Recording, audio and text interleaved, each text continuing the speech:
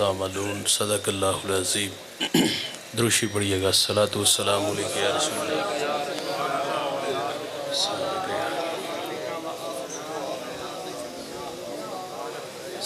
حمد و ثنا کے بعد عزت و تکریم کے لائق تشریف فرما قبلہ پیر صاحب، مقتدر علماء، معزز محتشم حاضرین، السلام علیکم ورحمۃ اللہ۔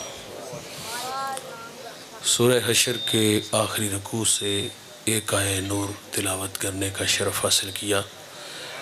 دعا ہے اللہ حق بیان کرنے کی توفیق عطا فرمائے۔ قابل عمل باتوں پر ہم سب کو عمل کر کے زندگی کی راہوں کو درست کرنے کی توفیق عطا فرمائے۔ بڑوں کی موجودگی میں لب کشائی یقیناً اعزاز ہوتا ہے۔ جہاں اعزاز ہے ساتھ آزمائش بھی ہے۔ آزمائش میں شاید کہ پورا نہ اتر سکوں، لیکن یہ اعزاز ہمیشہ میرے ساتھ رہے گا کہ حضرت کی موجودگی میں مجھے لب کشائی کا موقع ملا۔ زیادہ دیر آپ لوگوں کے درمیان حائل نہیں رہوں گا۔ ہم نے اپنے بڑوں سے سیکھا ہے بڑوں کی موجودگی میں کلام کم کرنا چاہیے۔ چند نصیحت و موضوع باتیں ہیں، سماعت کیجئے گا۔ ارشاد باری تعالیٰ ہے، اے ایمان والو تقوی اختیار کرو۔ وَلْتَنْظُرْ نَفْسٌ مَّا قَدَّمَتْ لِغَدٍ، اور ہر جان دیکھے کہ اس نے آنے والے کل کے لیے آگے کیا بھیجا ہے۔ وَاتَّقُوا اللَّهَ، تقوی اختیار کرو۔ اللہ نے یہاں 2 دفعہ تاکید کے ساتھ تقوی کا تذکرہ کیا۔ قرآن مجید میں 55 مقامات پر ہم سے اسی بات کا تقاضا کیا کہ تم تقوی کی دولت سے مالا مال ہو جاؤ۔ تقوی کسے کہتے ہیں؟ علماء کی مختلف آراء ہیں۔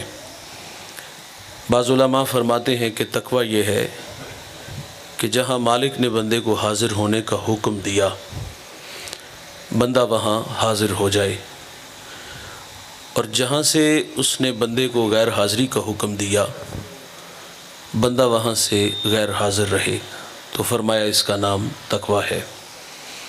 اور بعض علماء فرماتے ہیں کہ تقوی یہ ہے کہ بندے کا دل بھلائی کے کاموں میں لگ جائے، قلبی رغبت نیکی کی طرف تقوی ہے۔ توجہ دل کی طرف دلائی گئی جو وجود میں مرکز ہے۔ نبی رحمت صلی اللہ علیہ وسلم فرماتے ہیں، انسان کے بدن میں گوشت کا ایک لوتھڑا ہے، اگر وہ درست ہو جائے تو سارا بدن درست ہو جاتا ہے، اور اگر وہ بگڑ جائے تو سارا بدن بگڑ جاتا ہے۔ فرمایا گوشت کے اس لوتھڑے کا نام دل ہے۔ اور مولانا روم فرماتے، دل بدستاور کے حج اکبر است، از ہزاراں کعبہ یک دل بہتر است، کعبہ گزرگاہ خلیل اطہر است۔ کم رکھیں آواز بیٹا۔ دل گزرگاہ جلیل اکبر است۔ رومی فرماتے، صاحب اپنے دل کو اپنے کنٹرول میں لیا، یہ جو اٹکیلیاں کرتا ہے۔ فرمایا بڑا حج ہے، دل کنٹرول میں ہو تو اس دل کی عظمت 1000 کعبوں سے بڑھ جاتی ہے۔ کیوں؟ اس لیے کہ کعبہ اللہ کی خلیل کی گزرگاہ ہے، لیکن جو دل ہے وہ رب جلیل کی گزرگاہ ہے۔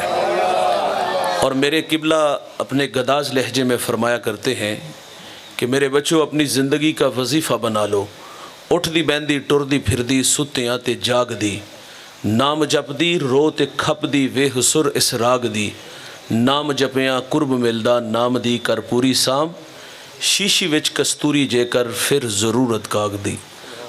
تو تقوی یہ ہے کہ دل نیکی کی راہوں کا راہی بن جائے۔ بعض علماء نے لکھا گناہوں سے قلبی نفرت کا نام تقوی ہے، اور حضرت امام جعفر سمنانی رحمۃ اللہ علیہ نے حد کر دی۔ آپ فرماتے تقوی یہ ہے کہ بندہ نیکی کرنے کے باوجود لمحہ لمحہ مالک سے ڈرتا رہے، پتہ نہیں اس نے میرے اس عمل کو قبول بھی کیا ہے کہ نہیں کیا۔ وہ میاں صاحب فرماتے نا کہ پڑھنے اتے مان کرینا تے نہ آکھی میں پڑھیا، او جبار کہار صداوے متا روڑ دوے دودھ کڑیا۔ اگر کوئی عمل کر کے ناز کرے گا تو اللہ بے نیاز ہے، عبادت سجدے بندے کے منہ پہ مارے گا۔ بعض لوگوں کو بخار چڑھ جاتا ہے نا، کسی کو علم کا، کسی کو تقوی کا۔ ہم نماز پڑھے لوگوں کو بے نمازی کے تانے دیں، چند ٹگے راہ خدا میں خیرات کریں اور لوگوں کو کنجوس کہیں، ایسی سخاوت لاکھوں کی نہیں کروڑوں کی بھی ہوئی تو منہ پہ ماری جائے گی۔ نماز پڑھ کے لوگوں کو بے نمازی کے تانے دیے تو یہ نمازیں بھی ہمارے منہوں پہ ماری جائیں گی۔ تقویٰ یہ ہے عمل کرو اور اللہ سے ڈرو۔ ہم نے اسلاف کو پڑھا ہے اور ان کی زندگیوں کا مطالعہ کیا ہے، نام بڑے بڑے ہیں، قد بڑے بڑے ہیں، لیکن وہ اللہ سے کس قدر ڈرنے والے ہیں۔ میں نے ایک شخصیت کو ایک بار نہیں 1000 بار بیان کیا ہے، میں جب بھی ان کا نام لیتا ہوں تو لہجہ میٹھا ہو جاتا ہے۔ مختصر سا تعارف آپ لوگوں کے سامنے رکھوں گا، پھر ان کا تقویٰ بیان کروں گا، سنیے گا۔ وہ اس امت کا پہلا صوفی بھی ہے، صحابی بھی ہے، وہ راست رو بھی ہے، وہ راست گو بھی ہے، وہ معاملات دنیا کو سلجھانے کا ڈھب اور سلیقہ بھی جانتا ہے۔ میرے نبی نے اس جوان کی تعریف کی، فرمایا میں نے جس کو بھی دین دیا اس نے تعامل سے تردد سے کام لیا، لیکن فرمایا ابو بکر وہ جوان ہے، میں نے دین دیا اس نے جھولی میں ڈال لیا۔ یار وہ اتنا عظیم المرتبہ شخص ہے، حضور نے غزوہ تبوک کے موقع پر فنڈ کا اعلان کیا، ہر ایک نے اپنی اپنی استطاعت کے مطابق دیا، لیکن جب ابو بکر کی باری آئی نا، ٹاٹ کا خرقہ پہنا، کانٹوں کے تکمے لگائے، حضور کی خدمت میں حاضر ہوئے۔ یہ ادا اللہ کو اتنی پسند آئی، اللہ نے جبریل علیہ السلام کو حکم دیا کہ میرے محبوب کی چوکھٹ پہ حاضر ہو جاؤ، لیکن فرمایا جانا اس طرح جس طرح ابو بکر گئے ہیں، ٹاٹ کا خرقہ پہنو، کانٹوں کے تکمے لگاؤ۔ جبریل حاضر خدمت ہیں۔ اللہ حضور نے جبریل سے پوچھا جبریل کس ادا میں آگے؟ عرض کی آج کی ادا جو ابو بکر نے اپنائی ہے وہ اللہ کو بڑی پسند آئی ہے۔ یار وہ اتنا بڑا آدمی ہے، اقبال خراجی عقیدت پیش کرتا ہے، وہ کہتا ہے ذرہ عشق نبی از حق طلب، سوز صدیق و علی از حق طلب، روح را جز عشق او آرام نیست، عشق کو روزیست اورا شام نیست، ہر کے عشق مصطفیٰ سامان اوست، بحر و بر در گوشائے دامان اوست۔ اقبال کہتا ہے جوانوں اللہ سے اگر کچھ مانگنا ہے تو نبی کے عشق کا ایک ذرہ مانگو، اور اگر سوز مانگنا ہے تو ابو بکر والا مانگو، مولا علی والا مانگو۔ کبھی اقبال کہتے ہیں مالک تڑپنے پھڑکنے کی توفیق دے، دل مرتضیٰ سوز صدیق دے۔ کتنا بڑا یار شخص ہے، کتنا بڑا نام ہے، ذرا تقویٰ دیکھیے گا۔ آپ فرماتے کاش کہ میں ایک پرندہ ہوتا، ایک شجر سے اڑتا دوسرے کی ٹہنی پہ بیٹھ جاتا تاکہ میں قیامت کے حساب سے بچ جاتا۔ کبھی کہتے کاش کہ میں ایک سوکھی ہوئی لکڑی ہوتا اور لوگ اس کو جلا دیتے اور میں خاک کا ڈھیر بن جاتا۔ 39 لوگ ایمان لائے، 40واں جوان ایمان لاتا ہے تو نعروں کی گونج میں اس کا استقبال ہوا۔ وہ جن گلیوں سے گزرتا ہے شیطان رستہ بدل لیتا ہے۔ میرے نبی فرماتے میرے بعد اگر کوئی نبی ہوتا تو یہ جوان ہوتا۔ 23 لاکھ مربع میل کا حاکم ہے، 10 مبشرہ میں سے ہیں۔ یار عید کا دن ہے اور آنکھیں چھم چھم برس رہی ہیں۔ کسی نے کہا کہ آج تو عید کا دن ہے اور آپ رو رہے ہو، فرمایا عید اس کی جس کے روزے قبول ہوئے، جس کے قبول نہیں نہ ہوئے اس کے منہ پہ مارے جائیں گے۔ یار کبھی بچوں کو جمع کرتے اور کہتے بچوں میرے لیے دعا کیا کرو اللہ مجھے معاف کر دے۔ بیٹے کی گود میں سر ہے حضرت عمر کا، سانسیں ٹوٹ رہی ہیں اور آپ فرماتے بیٹا میرا سر زمین پہ رکھو۔ عرض کی ابا جان خیریت؟ تو آپ فرماتے میں اپنا چہرہ مٹی میں ملنا چاہتا ہوں تاکہ میرے خدا کو میرے حال پہ رحم آ جائے۔ حذیفہ بن یمان یہ حضور کے رازدان ہیں، حضور جو کان میں بات کہتے تھے وہ حذیفہ کے کان میں کہتے تھے۔ میرے نبی نے مدینہ کے منافقین کے نام بتائے تھے، جس جنازے میں حضرت حذیفہ ہوتے صحابہ کہتے ہم جان جاتے یہ کوئی مومن ہے، اور جس جنازے میں حذیفہ نہ ہوتے ہم جان جاتے یہ کوئی منافق ہے۔ حضرت عمر کا دور ہے اور آپ حذیفہ بن یمان کو فرماتے حذیفہ میں تمہیں خدا کا واسطہ دے کے کہتا ہوں حضور نے جو تمہیں منافقوں کے نام بتائے ہیں ان ناموں میں کہیں عمر کا نام تو نہیں آتا۔ ہم کہاں کھڑے ہیں بھائی، ہمارے پلے کیا ہے؟ اتنے بڑے بڑے لوگ اور کس قدر اللہ سے ڈرنے والے ہیں۔ آئینے کے سامنے ایک نوجوان کھڑا ہے، داڑھی میں سفید بال دیکھ کے رونے لگے۔ جانتے ہیں وہ کون تھے؟ یہ وہ شخصیت ہے جس کو میرے نبی نے دنیا میں 11 مرتبہ جنت کی بشارت دی ہے۔ یہ وہ جوان ہے جس سے فرشتے حیا کرتے ہیں۔ یہ وہ جوان ہے جس کے بارے میں رسول اللہ فرماتے میری اگر 40 بیٹیاں بھی ہوتی نا تو میں ایک ایک کر کے عثمان کے نکاح میں دے دیتا۔ داڑھی میں سفید بال دیکھ کے رونے لگے۔ کسی نے کہا حضرت کیا ہوا؟ تو آپ فرماتے موت کی نشانی آ گئی ہے لیکن عثمان نے ابھی قبر کی تیاری نہیں کی۔ کتنے بڑے لوگ ہیں۔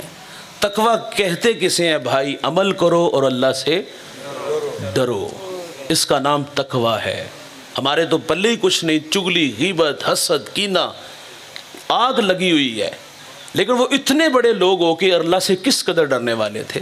سعدی شیرازی فرماتے ایک شخص اللہ کے گھر میں سنگریزوں پہ سر رکھ کے رو رہا تھا، اور کیا کہتے ہیں، اللہ مجھے قیامت کے دن اندھا اٹھانا، اپنے بندوں کے سامنے اللہ شرمندہ نہ کرنا۔ درد میں ڈوبی ہوئی آواز کسی گناہگار کی تھی، کسی اوگن ہار کی تھی۔ یار کوئی میرے جیسا نالائق گناہوں کا بوجھ اٹھا کے 7 سمندر پار گیا، گناہ یاد آئے تو رونے لگا۔ گدھا اگر عاجزی کرے تو اس کی عاجزی نہیں ہوتی، عادت ہوتی ہے۔ میرے جیسا جا کے کہے تو بات سمجھ میں آتی ہے۔ وہ شخص جو بار بار اپنے اللہ سے ایک ہی بات کہتا ہے، اللہ اندھا اٹھانا، اپنے بندوں کے سامنے شرمندہ نہ کرنا، جب آگے بڑھ کر دیکھا گیا تو جانتے وہ کون تھے؟ وہ وقت کا شیخ عبد القادر جیلانی تھا۔ والذین یبیتون لربہم سجدا وقیاما، یہ وہ جوان ہے جس کی راتیں کبھی سجدے میں تو کبھی قیام میں گزرتی ہیں۔ یہ وہ جوان ہے جس نے 40 سال عشاء کے وضو سے فجر کی نماز پڑھی ہے۔ کس قدر اللہ سے ڈرنے والے تھے۔ یہاں میں رک کر کے ایک بات عرض کروں گا، حج عمرہ کے لیے ہم بھی جاتے ہیں، آج کل حج کا موسم ہے، تو کیا ہماری حالت شیخ عبد القادر جیلانی جیسی ہوتی ہے؟ عبداللہ ابن مبارک بہت بڑے محدث، بہت بڑے فقیہ ہیں، طواف کعبہ کر رہے تھے، لبیک کہا تو وہیں گر گئے۔ لوگوں نے آب زمزم چھڑکا، ہوش آیا تو سوال کیا کہ حضرت یہ طبیعت میں طوفان کہاں سے آیا کہ آپ کے ہوش اڑا کے لے گیا؟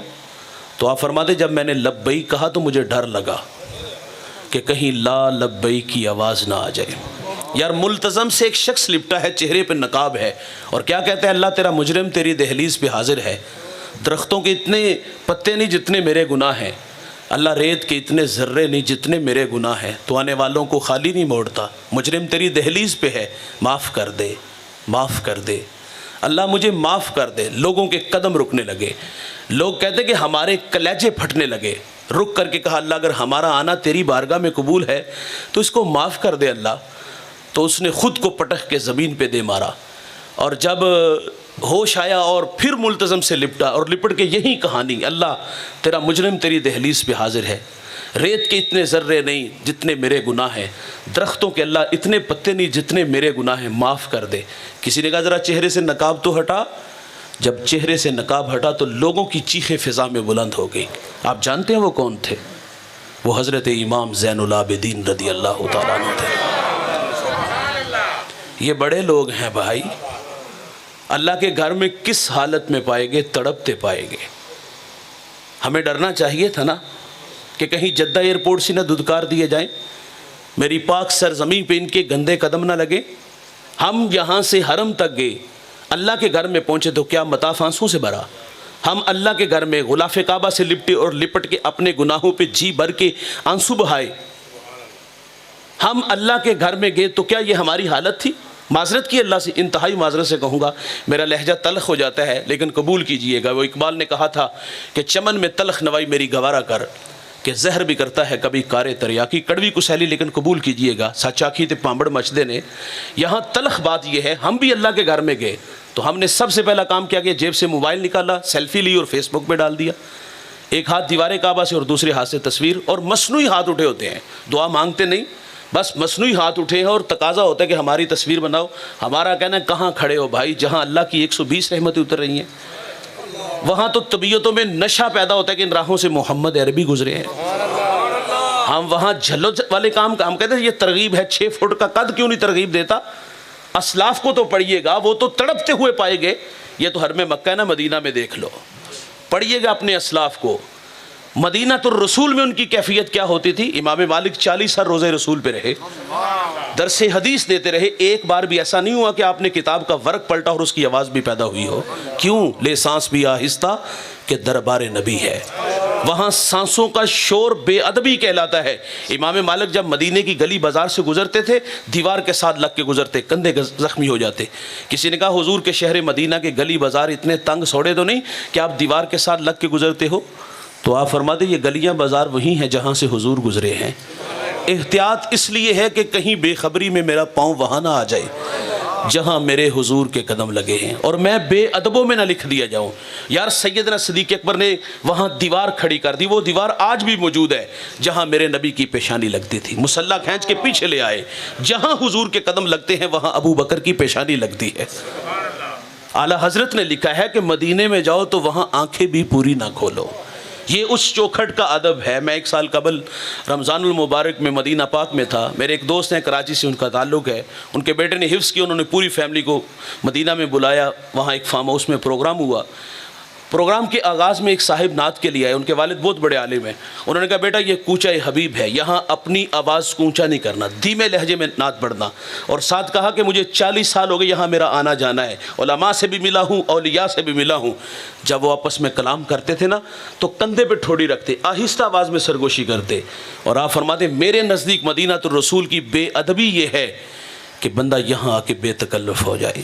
او بھائی یہاں ہماری حالت پتہ کیا ہوتی ہے؟ جب پروگرام کے آخر پہ درود و سلام پڑھتے ہیں، آنکھیں بند بھی ہوتی ہیں، نم بھی ہوتی ہیں، یہاں تو ہم اشک بار آنکھوں سے سلام کہتے ہیں۔ یار اگر کسی کو کوچہ حبیب نصیب ہو جائے، قسمت یاوری کہے، ہواؤں فضاؤں میں اڑتے ہوئے حضور کے قدموں میں چلے جائے، وہاں تو رواں رواں سلام کہے نا۔ ہمارے علاقے کا ایک بہت بڑا نام، بہت بڑا اچھا شاعر سلیم دلاوری بہت اچھا لکھتے ہیں، اور تخیلات میں خود کو کھینچ کے در حبیب تک لے چلتے ہیں۔ منظر دیکھیے گا کتنا دل نشین ہے کہ آساں دے بوئے کھل دے، درداں دے ورکے تھل دے، دکھاں دے چکڑ چل دے، اکھاں چو ہنجو ڈول دے، لوں لوں دا سینہ پاڑ دے، آقا جی دل نو ساڑ دے، غوطے تے غوطہ کھا رہے ہیں، وہماں چ ڈبدا جا رہے ہیں، دسیاں نہ چننا تارے ہیں، رائیاں تو پچھ پچھ ہارے ہیں، جتھے خدا دا نور ہے وہ شہر کنی دور ہے۔ سوچاں پکاندہ جاونا، من وچ بٹھاندہ جاونا، نقشے پکاندہ جاونا، کر لے کرینہ انج دا، ہونا مدینہ انج دا، ویلے نے ڈاڈے یا نبی، پلے نہیں ساڈے یا نبی، بیٹھے دراڈے یا نبی، امتی تو ہاڈے یا نبی، ہجراں دے پھنی اور شوک دے، مڑ مڑ کے اے حقوق دے، آون مراداں پک کے، قسمت لے جاون دھک کے، سونا مدینہ تک کے، بہ جاواں جس دم تھک کے، ٹھنڈی ہوا جے وگ جائے تے اکھ ذرا کو لگ جائے، کملی ذرا سرکا کے، مکھڑے تو پردہ چا کے، خواباں چ پھیرا پا کے، آقائے آکھن آ کے، راواں دی سختی جل کے، آئے او دوروں چل کے، الفت دے ڈابو تر کے، ہو کے سلیم بھر کے، دل نو آنند آ گیا، سانو پسند آ گیا۔ یہاں تڑپتے ہیں، یہاں سلگتے ہیں، قسمت نے یاوری کی، حضور کے قدموں تک گئے، بابو سلام سے داخل ہوئے تو کیا ہماری حالت تھی؟ رواں رواں کام رہا تھا، معذرت سے کہوں گا، ہم نے وہاں لوگوں کے رویے دیکھے، ایک ہاتھ میں 5 ریال کا جوتا ہوتا ہے، پہلی بات تو یہ ہے اس جوتے کی اوقات کیا جس کو سر پہ اٹھایا ہوا ہے، اور دوسرے ہاتھ میں موبائل اور لائیو کال اور اونچی اونچی آوازیں ہوتی ہیں کہ حضور کو سلام کر لو، حضور کو سلام کر لو۔ یہ طریقہ ہے سلام کرنے کا؟ ہمیں مدینہ میں ایک صاحب ملے، کیفیات اپنی اپنی ہوتی ہیں، وہ ترکی سے ان کا تعلق تھا، ان سے سوال کیا گیا حضرت یہ ارشاد فرمائیں کہ ہمیں کیسے پتہ چلے کہ ہمارا سلام بارگاہ خیر الانام میں قبول ہو گیا ہے؟ دل کو چھو لینے والی بات کہہ گئے۔ آپ فرما دیں مواجہ شریف کے سامنے گزرتے اگر آنکھیں بھیگ جائیں نا تو سمجھ لو کہ سلام قبول ہو گیا ہے۔ وہاں تو بھائی اشک بار آنکھوں سے سلام کہنا تھا، کیا کرتے رہے؟ بس تصویریں بناتے رہے، کیا کرتے رہے؟ اونچی آواز میں بولتے رہے۔ تو خیر بات لمبی ہوگی۔ تقویٰ کیا ہے کہ عمل کرو اور اللہ سے ڈرو۔ ہمارے اسلاف عمل کرتے اور اللہ سے ڈرتے تھے۔ آگے ارشاد فرمائے ہر جان دیکھے کچھ نے آنے والے کل کے لیے آگے کیا بھیجا ہے۔ یہ خطاب مجھے بھی ہے اور آپ کو بھی ہے۔ یہاں کسی کی 25 سال، کسی کے 50 سال، کسی کے 20 سال گزر گئے، تھوڑی دیر کے لیے صاحب ضمیر کی عدالت لگائیے گا، میں بھی لگا لیتا ہوں، آپ بھی لگا لیجیے گا۔ مانانم کے مندانم، میں اپنے آپ کو بڑی اچھی طرح جانتا ہوں یہاں کیا ہوں اور نجی زندگی کیسی ہے۔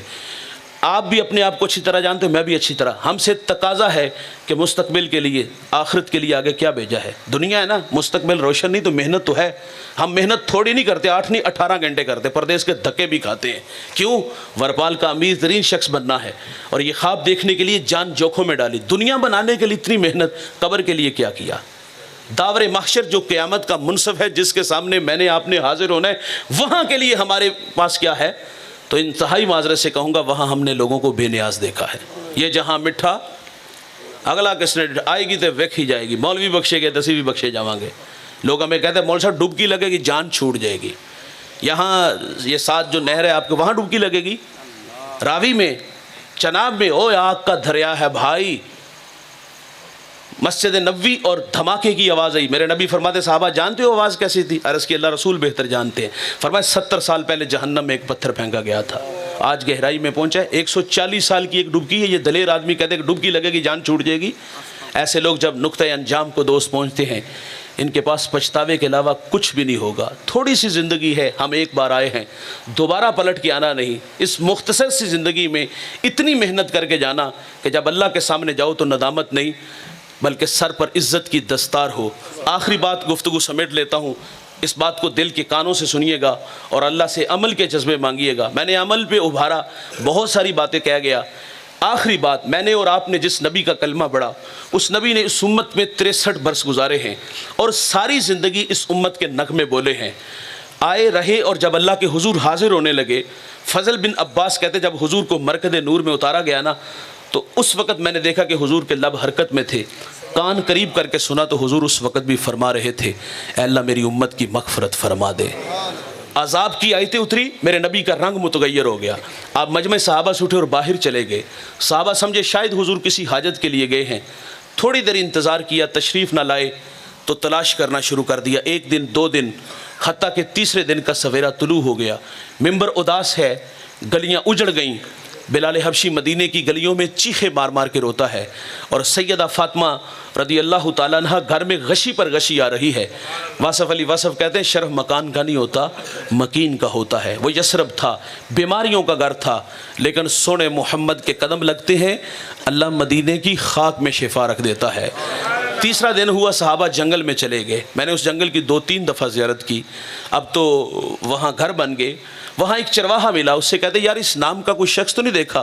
اس نے کہا اتنا میٹھا نام تو میں نے سنا ہی پہلی دفعہ ہے، ہاں میں اتنا ضرور جانتا ہوں، وہ سامنے غار دیکھتے ہو جس کا نام جبل صلاح ہے، وہاں ایک جوان ہے جو صبح بھی روتا ہے شام بھی روتا ہے، اور کہتا ہے وہ میری بکریاں دیکھو حلقہ بنائے بیٹھی ہیں، نہ کچھ کھاتی ہیں نہ کچھ پیتی ہیں، وہ روتے ہیں تو یہ بھی روتی ہیں۔ صحابہ نے پوچھ لیا وہ رونے والا کیا کہتا ہے؟ اس نے کہا جب اس کے لبہائے مبارک کھلتے ہیں تو وہ رب حبلی امتی کی صدائیں دیتے ہیں۔ بے جان جسموں میں جان آئی، صحابہ اندر داخل ہوئے تو آنکھیں کیا دیکھتی ہیں کہ میرے نبی کی پیشانی نوکیلے پتھر پہ جھکی ہے، اور رو رو کے اللہ سے ایک ہی بات کہہ رہے تھے، اے اللہ میری امت، اے اللہ میری امت، اے اللہ میری امت۔ میں کہتا ہوں بھائی صرف 2 لمحوں کے لیے اگر تخیلات میں غوطہ لگے، میں اور آپ خود کو کھینچ کے اس غار میں لے چلیں، ایک جانب خود کو کھڑا کیجئے گا اور ایک جانب محبت کی بچھی کائنات دیکھیے گا۔ محبت کہتے ہیں عمل کو آسان کر دیتی ہے، محبت دعویٰ، عمل اس کی دلیل۔ یہ جو نعرے ہم لگاتے ہیں، معذرت سے کہوں گا یہ کھوکھلے ہو چکے۔ اس نبی نے تو اتنا پیار دیا، ہم نے اس کے صلے میں کیا دیا؟ بحیثیت امتی میں اور آپ اپنی اپنی حالت دیکھے تو ہماری حالت مردنی ہے، اس نبی نے اتنا پیار دیا تو آج میں اور آپ کہاں کھڑے ہیں؟ جوانی کو دیوانگی کا نام دیا، جوانیاں چونک چواروں پھٹوں پہ گزرنے لگی، اخلاق کھوکھلے ہونے لگے، فساد کے کھوکھلے دانے پہ کھڑے ہوئے، چلے اکڑ اکڑ کے، بولے بگڑ بگڑ کے، مستی ہی مستی، نشہ ہی نشہ، یہ ہمارے تیور ہوئے۔ اللہ کا منادی 5 وقت حی علی الصلاح کی صدائیں دیتا ہے، کان پہ جھوت انگنی رینگتی، وائز نصیحت کرتا ہے۔ معذرت سے ہم غفلت کی پٹی نہیں اتارتے، ہم تو کسی کو آخرت کی بات سنائے تو لوگ کہتے ہیں مولوی اپنی تقریر اپنے پاس رکھ، شباب ہمیشہ رہے گا، عمر کے سائے نہیں ڈلیں گے، موت کی ہچکیاں نہیں لگیں گی، خدا کی کچہری میں پیشی نہیں ہوگی۔ ہمارا کہنا ہے بھائی کبھی آسمان کی چھاتی پہ چمکتا چاند دیکھا ہے؟ ایک صورت میں نہیں ہوتا، یہ کبھی قمر ہوتا ہے، کبھی بدر ہوتا ہے، کبھی ہلال ہوتا ہے۔ جوانوں ہم نے اس دنیا میں ہمیشہ نہیں رہنا، یہاں جو آیا ہے وہ جانے کے لیے، جو پیدا ہوا ہے وہ مرنے کے لیے۔ کل من علیہا فان، جو بھی ہے اس کو فنا ہے، بقا صرف اللہ کو ہے۔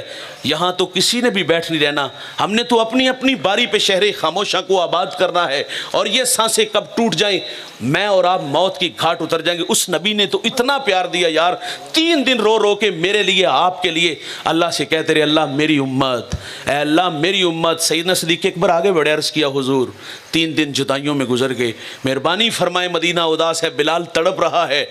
اللہ کے رسول فرماتے ابو بکر میں محمد اتنی دیر تک سجدے سے سر نہیں اٹھاؤں گا جتنی دیر تک اللہ میرے ساتھ وعدہ نہیں کر دیتا۔ سنیے گا دوست، سیدہ فاطمہ کو خبر ملی، آپ مدینے کی عورتوں کو لے کے اس غار کی طرف بڑھی۔ راوی لکھتا ہے سیدہ کے تن پہ جو ردا تھی نا اس پر 14 پیوند لگے تھے۔ مالک کونین ہیں گو پاس کچھ رکھتے نہیں، 2 جہاں کی نعمتیں ہیں ان کے خالی ہاتھ میں۔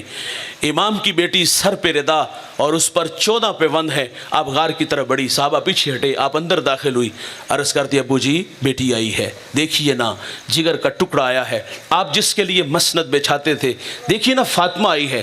حضور بیٹی کو بھی یہی فرما دے، بیٹے میں اتنی دیر تک سجدے سے سر نہیں اٹھاؤں گا جتنی دیر تک اللہ وعدہ نہیں کر دیتا۔ سنیے گا دوست، سیدہ نے دیکھا کہ حضور سجدے سے سر نہیں اٹھا رہے، تو پھر سیدہ اپنے مالک سے عرض کرتی مالک میں نے سنا ہے جب جب فقیروں اور درویشوں کی دعائیں مستجاب نہیں ہوتی تو وہ سروں سے پگڑیاں اتار کے اے اللہ تجھ سے دعا مانگتے ہیں، تجھ سے بھیک مانگتے ہیں، تو اپنے بندوں کو خالی نہیں لوٹتا۔